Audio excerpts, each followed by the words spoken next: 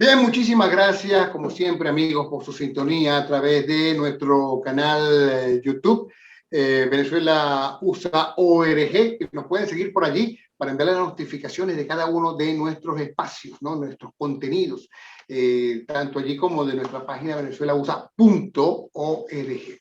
Bueno, estamos ya desde USA, en nuestro programa, donde tratamos de llevar analistas interesantísimos con respecto a temas que se están dando no solamente con respecto a Venezuela y los Estados Unidos, sino en la geopolítica mundial. Y en este caso ya tenemos allí en línea para todos ustedes al profesor Khaled Jorde. Él es abogado, escritor, con muchos años de experiencia en cuanto al manejo del tema, obviamente, del Medio Oriente, ¿no? Su origen tiene que ver justamente con el Líbano. La última vez que conversamos tuvo que ver, estaba en el tema de las explosiones justamente en Beirut. Y bueno, nos trae que en este momento quisiéramos hablar con él con respecto al tema de lo que viene ocurriendo en Afganistán. El profesor Khaled Jorde tiene casi 2 años en los Estados Unidos, específicamente en Houston, Texas. Vivió en Maracaibo por mucho tiempo, una persona muy reconocida como internacionalista y como escritor. Tiene 13 ya libros publicados y ya recientemente pueden volver a las personas que estaban acostumbradas a sus temas que tienen que ver con la espiritualidad y con la cosmogonía, también pueden, y con el tema internacional, también pueden hacerlo a través de nuestra página venezuelausa.org. Profesor, ¿cómo se encuentra? Muy bien, gracias por la invitación, muy amable de tu parte. No, siempre pendiente porque de alguna u otra manera nos interesa la lectura que nos pueda dar con respecto a toda esta situación un poco ajena para Occidente, pero que tenemos que estar muy pendientes de lo que puede ocurrir. Por ahí decían, mira, estamos más pendientes de Afganistán en este momento que, por ejemplo, que lo que está pasando en Maracaibo o lo que está pasando en Caracas o lo que está pasando en Florida, pero es que realmente lo que está ocurriendo allí, de alguna u otra manera, va a tener incidencia en todo el planeta. Y usted lo sabe muy bien que esto se veía venir luego de la situación cuando tomaron los talibanes nuevamente Kabul, ya iban tomando parte de lo que eran la parte foránea de Afganistán, llegaron a la capital, digamos, un factor que ya tenía 20 años sin estar en el poder. ¿A qué se debe esa situación donde, bueno, ya se tenía previsto la salida del ejército norteamericano y ahora tenemos este ataque del Estado Islámico allí mismo en el aeropuerto de Kabul? A ver, ¿qué nos podría decir sobre esta situación y cómo esto usted cree que de alguna u otra manera nos va a afectar? Sí, bueno, de nuevo, gracias por la invitación, ¿no? Para hablar de Afganistán y entender el problema, que es muy complejo, hay que ir a la historia. ¿Qué ocurrió hace 20 años? ¿Por qué Norteamérica invadió a Afganistán? Invadió a Afganistán en castigo, en sanción por el ataque a las Torres Gemelas. Osama Bin Laden y el grupo Al Qaeda se entrenaban en Afganistán, tenían su predio, su estadía allí, su gimnasio para ensayar ataques terroristas en el mundo. Y entonces ese ataque de las Torres Gemelas se preparó en Afganistán y salió desde Afganistán. Esa es la razón por la cual Norteamérica está allí, estuvo allí hace 20 años, invadió en castigo al régimen de los talibanes. Talibanes significan los estudiantes, los alumnos. ¿Los alumnos de qué? De una escuela. ¿Escuela de qué? Madrasa, la escuela del Corán. Pero el Corán, el Corán que ellos profesan es el Islam que ellos profesan es el sunita. Hay dos grandes bloques, uno inmenso, sunita, y uno menor, que es chiita. Los talibanes casi todos son sunitas, pero de la rama radical, de la línea radical, porque como toda religión tiene un arco iris que va desde lo moderado hasta lo radical, lo ultra radical. Ellos son ultra radicales y entonces gestaron allí, es el santuario. para preparar ataques de terrorismo en el mundo entero. De manera pues que el ataque de las Torres Gemelas salió desde allí. Esa es la razón. Ya que habló de la Torre Gemela, pero la gente se pregunta, ¿cómo se pudo haber dado un ataque a las Torres Gemelas desde allí cuando había una cierta relación entre Estados Unidos y Afganistán para la guerra la invasión que pretendía tener Rusia allí? Pues justamente tenía una guerra con Rusia y fueron ayudados por los Estados Unidos. Bueno, Estados Unidos no es que tenía una gran relación con el Talibán. Estados Unidos ayudó hace mucho tiempo en la guerra donde los talibanes expulsaron a la Unión Soviética, la derrotaron. Pero no se puede considerar que son amigos de Occidente. Todo lo contrario, son enemigos de la cultura o la tradición judeocristiana. Y por ser radicales musulmanes, pues para ellos es la imposición de la Sharia, la ley de Mahoma. Y fíjate tú, algo que ocurrió en el siglo VII, pretenden seguir manteniéndola vigente. Y entonces las relaciones han estado frías, no son buenas relaciones. No se puede considerar que Afganistán es un país amigo de los Estados Unidos. Pero sí era, por lo menos era aliado del último gobierno que salió justamente con el ingreso de los talibanes, ¿no?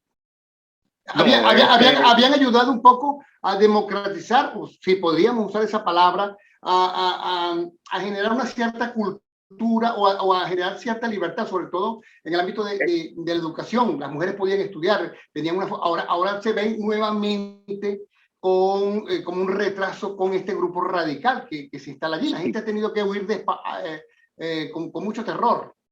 Yo disiento de muchísimos analistas. En el Medio Oriente y en la cultura islámica es imposible establecer regímenes democráticos. No está en su ADN. Lo de ellos es impositivo. Un rey, un califa, un príncipe que esté gobernando o un presidente autoritario. De manera pues que Estados Unidos en eso ha estado equivocado, está pretendiendo democratizar el Medio Oriente y eso es imposible. El único país democrático que hay allí es Israel y el Líbano en buena medida, no del todo, ¿no? Pero en buena medida. El país más democrático allí es Israel y Afganistán no es democrático. Irán mucho menos. Era insostenible, entonces, pues, era insostenible la presencia de Estados Unidos allí, entonces. Pues, los de Estados Unidos tenían un fin político importantísimo, por dos razones. Primero, para detener o disminuir el cultivo del opio, porque Afganistán es el número 1 en el cultivo de opio y la heroína, para fabricar heroína. La siembra de amapolas para fabricar opio y heroína. Y eso ha devastado al mundo occidental. Entonces, el primer propósito es establecer allí, cuando tumbaron hace 20 años, castigaron y derrocaron al régimen talibán, el propósito principal es establecer un gobierno no democrático, ni tampoco de otra naturaleza, sino un gobierno que fuera capaz de detener, de mantener a raya a los talibanes y a los demás grupos terroristas. Pero en Afganistán es extremadamente difícil lograr un consenso, Damaso, porque hay 14 sectas, 14 gentilicios, grupos. Están los tayikos, están se me fue de la mente. Hay 14 muy complicados y la mayoría son musulmanes sunitas. Eso no significa que no haya chiitas también, pero es minoría. Y entonces, pero pertenecen a la radicalidad, al extremismo, a establecer la Sharia de la Edad Media como norma, como ley social. Y lo peor de ahí es que ellos pretenden establecer el Islam en el mundo por las malas, por la fuerza. Pretenden ideologizar y crear pues un mundo lleno un mundo gobernado por el Islam, ¿no? Y eso está totalmente ajeno. Y entonces, ¿qué ocurrió? Estados Unidos cometió muchos errores, desde luego, y no es solo el presidente Biden. Las anteriores administraciones también estuvieron involucradas. Por ejemplo, el presidente Trump se reunió con ellos en un país del Golfo para negociar la salida del ejército norteamericano de Afganistán, porque es una cuestión política de ganancias políticas, ¿no? El presidente Trump se reunió con ellos, pero no para llegar a ningún acuerdo, sino para establecer las reglas del juego de retiro del ejército norteamericano. Aquí parece que el presidente Biden comete el error de hacer un retiro precipitado y al revés. Primero se sacan a los civiles que trabajaron y apoyaron a los Estados Unidos y su familia, y por último los militares. Aquí se hizo exactamente al revés. Se sacaron los militares y se dejaron los civiles. Eso tal vez entusiasmó a los talibanes. Aprovecharon y dijeron, no, vamos a pescar el río revuelto, vamos a intentar tumbar el gobierno, y lo hicieron en forma rápida. Y lo hicieron en forma rápida porque el ejército está infiltrado también, está penetrado por pashtunes, esa es la palabra que buscaba, que se me fue de la mente, por tayikos, por las demás 12, los demás 12 clanes, y entonces la mayoría de ellos son contrarios al mundo occidental, son contrarios a los Estados Unidos. No les gustó que Estados Unidos invadiera a Afganistán, y aun cuando montó un gobierno, vamos a decir, si se puede, pro-occidental, pero no a favor del mundo occidental, es decir, un gobierno menos violento, menos de terror, de régimen de terror, menos radical, pero a la hora de las chiquitas, el presidente del país, Afganistán, que es un civil, huyó, abandonó eso y huyó. Entonces eso fue un mensaje muy malo para el ejército. Claro. Muchos de ellos no estaban de acuerdo con el mundo occidental y con la presencia de Norteamérica, y cuando ven que el presidente huye junto con sus ministros, pues entonces ellos se desbarataron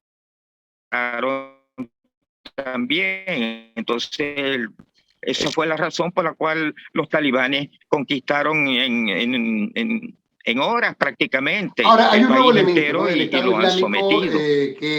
que se adjudicó el ataque en el aeropuerto de Kabul.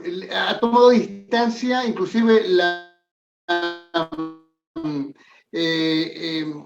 la cúpula talibana con respecto pues a este ataque se ha distanciado y ha señalado por el contrario que ocurrió en una zona controlada por el ejército norteamericano. Son más de 60 las víctimas de Afganistán, y se está hablando de un número cercano a los 15 militares de los Estados Unidos que fallecieron allí en ese ataque, lo que bueno, todo parece indicar que la situación se complica, no solamente para la zona del Medio Oriente, sino para el mundo entero en este momento, porque bueno, se tratan de grupos terroristas que ya están tomando fuerza y que de alguna u otra manera, pues, como usted mismo lo dijo, pretenden llevar su visión, su esclavismo a todo Occidente.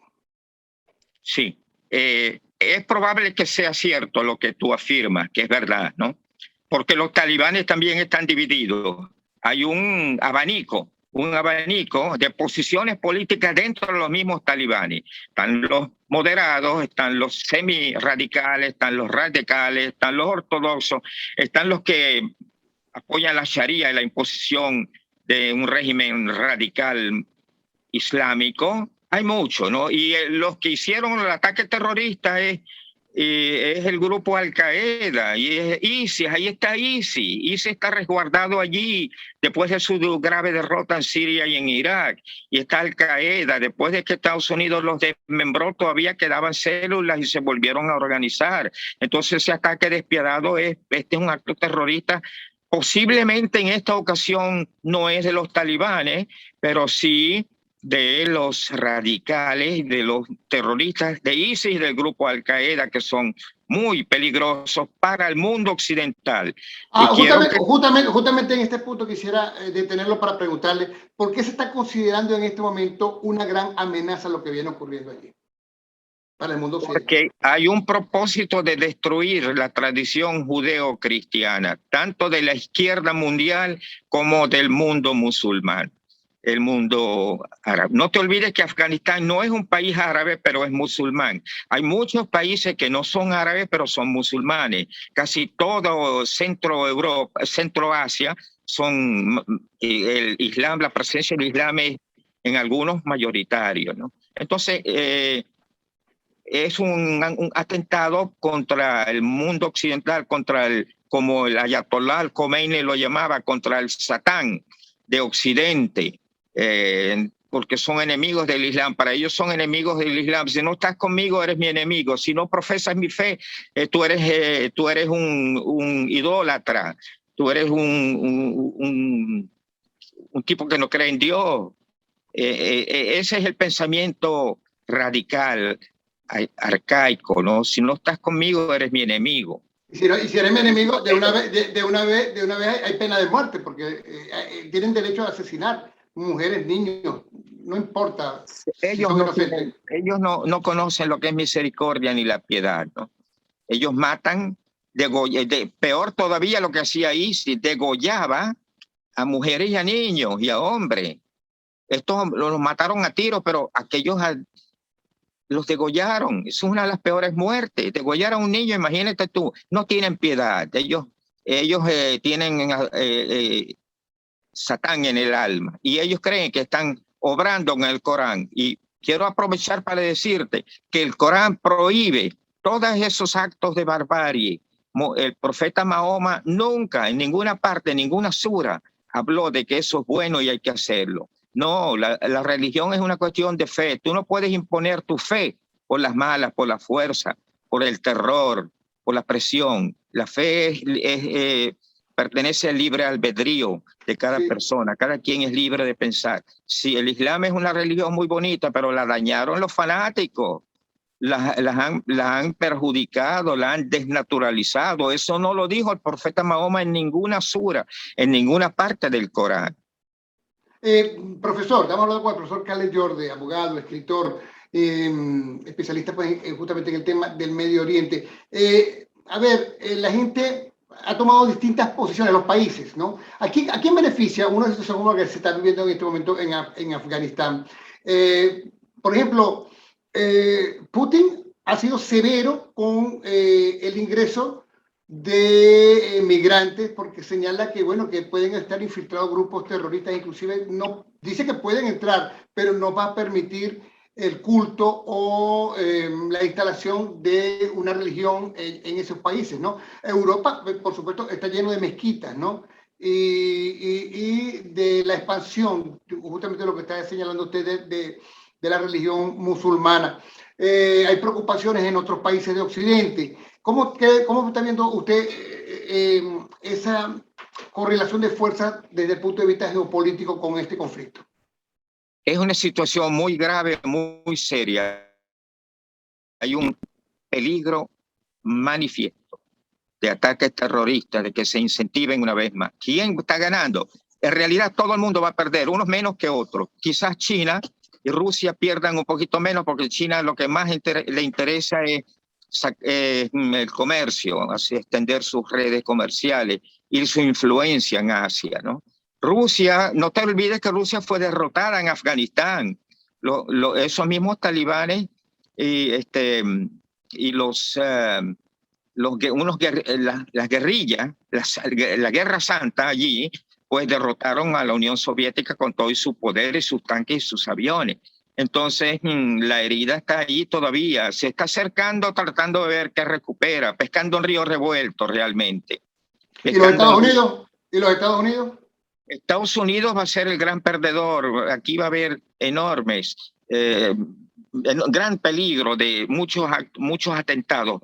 Europa y Estados Unidos será la región donde más atentados habrá. Se pondrá a rojo vivo y el escenario es muy malo. Pero viene violencia dentro de Afganistán. 13 soldados norteamericanos fueron asesinados y murieron en el atentado y hay... No, y numerosos heridos, todavía no se sabe la cifra exacta. Hay 60 heridos, 70 heridos, algo por el estilo. Eso lo van a cobrar los norteamericanos, ellos no se olvidan de eso.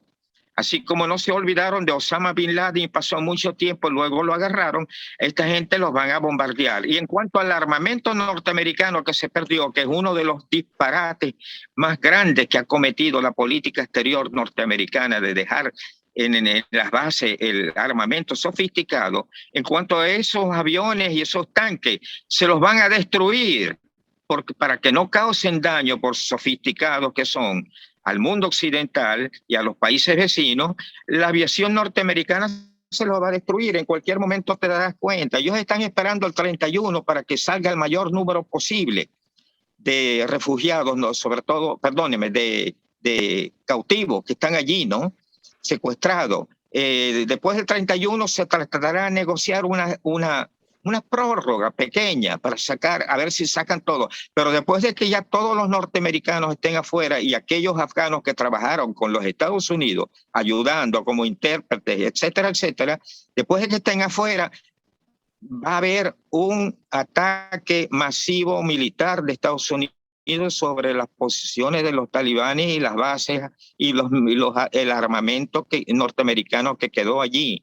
Los norteamericanos no están chupándose el dedo. Correcto. Para finalizar, profesor, a ver, en vista de todas estas circunstancias bastante violentas que se vienen generando en el mundo, ha hecho hincapié usted en sus últimos escritos con respecto al tema de la espiritualidad. ¿Le queda al hombre esa posibilidad de buscar refugio dentro de sí mismo, de la espiritualidad, de buscar en un planeta cargado de odio la búsqueda del amor, por ejemplo? A ver, porque lo he visto muy preocupado con respecto a ese tema.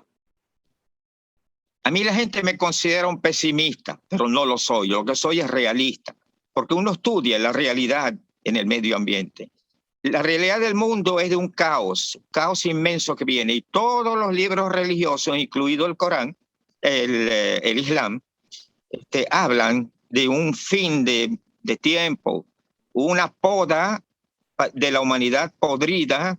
Fíjate en la parábola del Señor en Mateo sobre la cizaña que invade la buena hierba, cómo el campesino, cómo el agricultor tiene que hacer para acabar con la cizaña, con el fuego. Lamentablemente estamos en una crisis mundial del cual no vamos a salir porque viene algo muy grande, muy feo. Viene una poda, una limpieza. El ser humano está totalmente dañado. El 90% y quizás más de la humanidad está dañada. El dinero pervertió al ser humano. El dinero es el Dios, aunque la gente va a la iglesia mucho, hay excepciones, por supuesto, y van a las mezquitas y van a las sinagogas en menor medida, porque la religión judía es la más ética de todas las religiones y la que más conserva el respeto a Dios.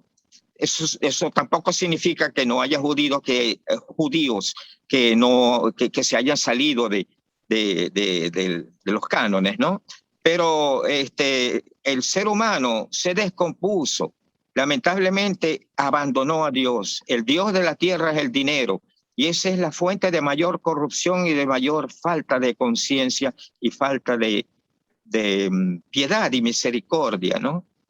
La vida humana no vale nada, el alma de los hombres no vale, la gente no cree en Dios, Europa está vacía de cristiandad.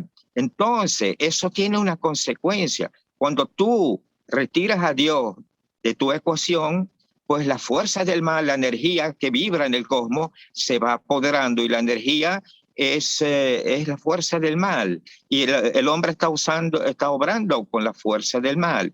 No se ve un panorama bueno. Lo único que sí es recomendable es orar mucho porque la salvación va a ser individual, de pocos grupos. Muchísimas gracias, profesor. El profesor Khaled Jordi. Lo pueden leer a través de sus artículos y crónicas por venezuelausa.org.